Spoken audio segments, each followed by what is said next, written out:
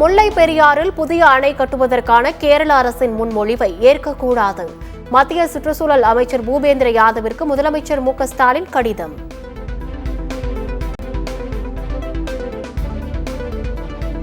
தமிழ்நாட்டில் கோடை விடுமுறை முடிந்து ஜூன் 6ஆம் தேதி முதல் பள்ளிகள் திறக்கப்படும். பள்ளிக் கல்வித்துறை அறிவிப்பு.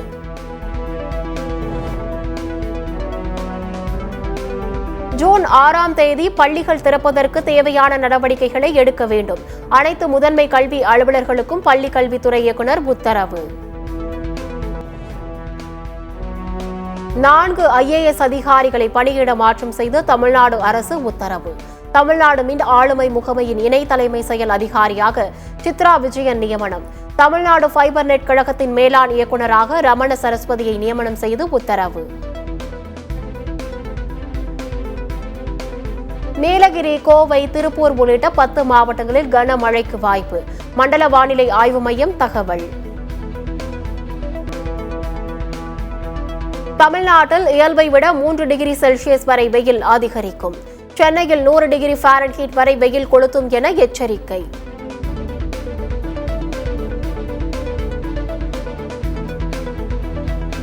வங்கக்கடலில் 20 கிலோமீட்டர் வேகத்தில் நகரும் காற்றழுத்த தாழ்வு மண்டலம் நாளை புயலாக மாறும் என்பதால் கடலூர், நாகை உள்ளிட்ட 9 துறைமுகங்களில் 1ஆம் எண் புயல் எச்சரிக்கை கூண்டு ஏற்றம். வாக்குச்சாவடி வாரியாக வாக்குப்பதிவு விவரத்தை வெளியிட கோரிய வழக்கில் இடைக்கால உத்தரவு பிறக்க மறுப்பு. தேர்தல் நடந்து கொண்டிருக்கும் போது இடையில் தலையிட விரும்பவில்லை என உச்சநீதிமன்றம் விளக்கம்.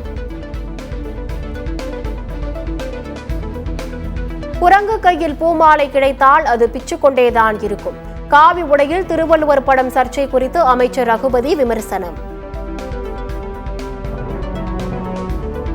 ராமர் ராமர் என்று மோடி சொல்லி வந்தது எடுபடாததால் மோடி தன்னையே ராமர் என்று கூறிக்கொள்கிறார். எப்படிப்பட்ட பாவியை கடவுள் பூமிக்கு அனுப்பி வைத்திருக்கிறார் என்று நினைத்து பாருங்கள் என சீமான் கடும் தாக்கு. சவுக்கு சங்கர் வழக்கில் சென்னை உயர்நீதிமன்ற 2 அமர்வு நீதிபதிகள் மாறுபட்ட தீர்ப்பு. வழக்கை 3வது நீதிபதி விசாரணைக்கு பரிந்துரைத்து தலைமை நீதிபதி உத்தரவு.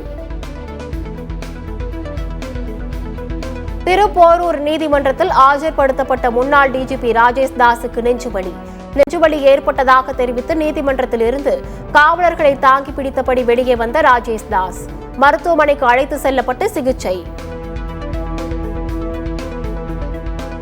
முன்னாள் டிஜிபி ராஜேஷ் தாஸ் ஜாமீனில் விடுதலை.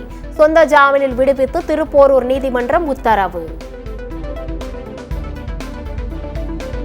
சேலத்தில் செல்லாத 500 ரூபாய், 1000 ரூபாய் நோட்டுகளை வைத்திருந்தவர் கைது.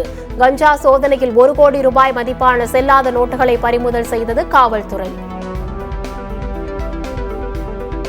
சென்னையில் இருந்து குமரி சென்ற ரயிலுக்குள் மழை பொழிவு. ஏசி கோச் பெட்டியில் மழைநீர் ஒழுகியதால் பயணிகள் கடும் அவதி. நடிகர் கார்த்திக் குமார் குறித்த கருத்துக்களை தெரிவிக்க அவரது முன்னாள் மனைவியும் பாடகியுமான சுசித்ராவிற்கு இடைக்கால தடை. மான நஷ்ட ஈடு கோரி நடிகர் கார்த்திக் குமார் தொடர்ந்த வழக்கில் சென்னை உயர்நீதிமன்றம் உத்தரவு. இந்திய அணி தலைமை பயிற்சியாளர் பதவிக்கு ரிக்கி பாண்டிங்கை அணுகவில்லை. இந்திய கிரிக்கெட் வாரிய தலைவர் ஜெய்ஷா விளக்கம்.